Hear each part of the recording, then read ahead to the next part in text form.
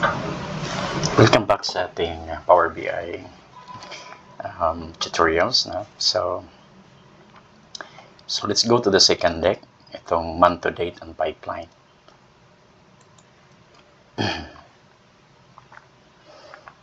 Okay, so dito makikita natin, ibig sabihin, ano yung, di ba previously, ito yung performance up to June, no? Up to June. Ito yung mga performance ng June. So, dito sa month to date and pipeline, ano makikita natin dito? Andito yung target natin for the month of July. No? Ito yon, no? Itong current month budget. Ito yung pino-forecast natin for the month of July. And itong column na to, itong year-to-date variance, so 1 month prior, ito yung performance ng June. Bakit natin ito sinama dito? Ibig sabihin, yung mga hindi natin nagagamit, no, in June, ay kailangan pa rin natin i-burn. No? Not only in June, but from January to June, kasi year-to-date. Ayan, so, yan yung intention dito. So, dito sa cumulative target, ibig sabihin for this 12518, yung 2 million na year-to-date variance, no, i-add natin yung 1.2 million for the July.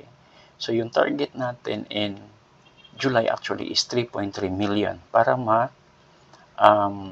up natin yung gaps natin or lapses natin sa previous months. Now, ito namang current month actual, dito yun makikita kung ano yung mga na-post ng sa Agriso. So, by this time, hindi pa ako nakapag-update, but pag ma-update natin, ayan, makikita natin dito, yan siya. So, ito naman sa procurement and pipeline, though hindi ito kompleto, pero nilagay ko na yung tatlong offices, no, maliban sa Jinsan, kasi ang Jinsan gumagamit na sila ng yung iProcess, no. So, yung Excel file na dati nilang ginagamit ay hindi na ina-update. So, maging irrelevant na siya kung gamitin pa natin. So, ito yung mga nasa pipeline, nasa procurement tracker ng QC Office, ng Visayas at ng BARM. So, yan, ang intention dito, maganda to na indicator na makikita natin kung ano yung nasa procurement. Ang mga data na ito yung mga hindi pa na-endorse kay finance. So, ibig sabihin, ginagawa pa nila, no? Ginagawa pa nila or pinaprocess pa nila. So, ibig sabihin, hindi pa to nasali doon sa actual, no? So, yan, magandang indicator to. For example, dito, na yung 3637 na meron target this July na 5.7, yung nasa kamay ni procurement is 3.2. So, kailangan pa nilang titingnan ano yung pwede madagdag pa nila para ma-catch up nila yung target nila for July. Ayan. So, dito naman, ito yung mga sa NCR, no, Luzon, ito yung mga call center na, kasi yung daming call center. So, hinalo ko na yung 63914, 63900, no. Ayan. May mga ganun na mga call centers. Dito naman ito yun, sa 63915 lang yung sa BARM. Tsaka itong sa Visayas, tapos sa General Santos. Ito yung based doon dito sa cumulative target, no. So, pag i-total natin yung tatlo na yan, dapat aabot yan ng 92. Ayan. So, dito naman, ito yung based on the pipeline, no, kung ano yung makikita natin. Na sa 20 million, ito yung majority na 14 million for services, 5.9 million for goods. Ayan. Ayan. So, dito naman sa cumulative target, ito yung detalye ng accounts, no, per accounts, no, doon sa target. Ano yung mga, for example, dito, program supplies, ito yung pinakamalaki. No? Pinakamalaki. Ayan. Ayan, partner expenses, no, partner, yung booking ng partners, no, ayan, pinakamalaki yan sa target. Ayan, so, maganda dito sa, like for example, kung i-click ko tong 3597, ayan, makikita mo dito, saan yung procurement, no, nasaan siya. Meron na sa Visayas, meron na sa QC, meron na sa BARM. no? Meron na sa BARM office. Ayan, so sa mga ganitong data, pwedeng pag i-click mo siya, at sinasabi ko dahil filter context itong Power BI, pag i-click mo yan, mag-arrange yan according to, ayan, mag-arrange yan sa BARM.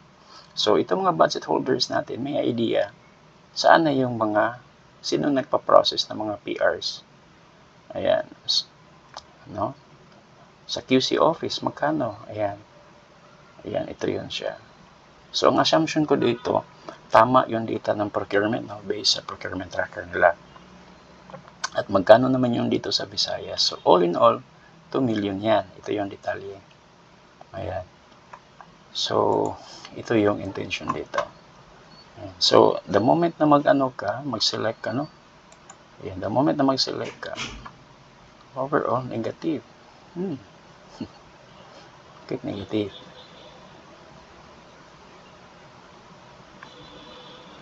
Kasi nga, negative eh. Ayan, hindi ko napansin. Ayan, dito. Ayan, ayan.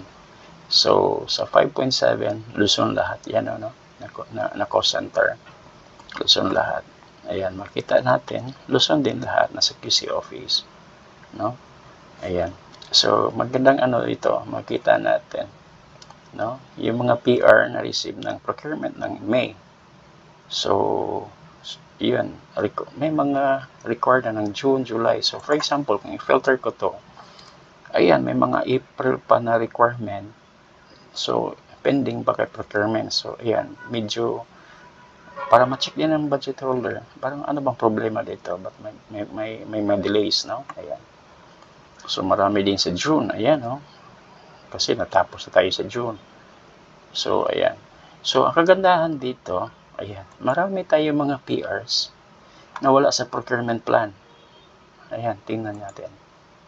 Oh, ito lang yung dalawa ang nasa procurement plan. No? The rest, wala. No?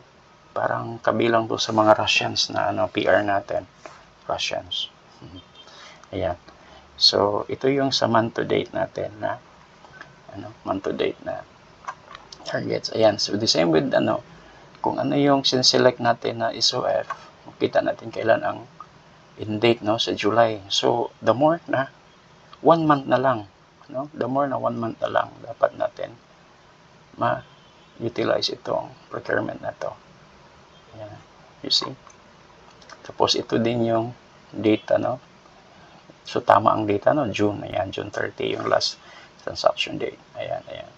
So, ibig sabihin, itong kinakapture ng mga information na to dito, may current month is month period natin sa July. Ayan. So, that's it for month to date and pipeline tabs.